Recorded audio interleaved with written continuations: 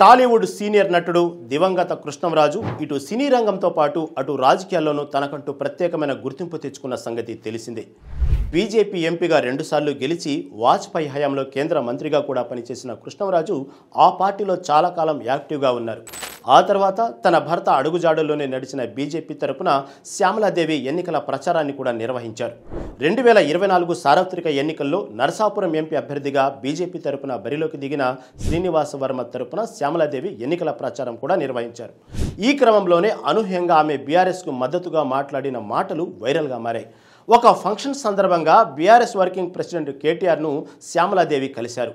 ఆ చిట్చాట్ సందర్భంగా కేటీఆర్ తలపై చేయి పెట్టి ఆశీర్వదించిన శ్యామలాదేవి రాబోయే ఎన్నికల్లో బీఆర్ఎస్ అధికారంలోకి వస్తుందని ఆశీర్వదించారు.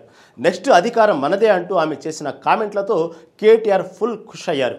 ఏది ఏమైనా బీజేపీకి మద్దతుగా నిలిచే శ్యామలాదేవి బీఆర్ఎస్కు జై కొట్టడం ఇటు రాజకీయ అటు సినీ వర్గాల్లో హాట్ టాపిక్గా మారింది.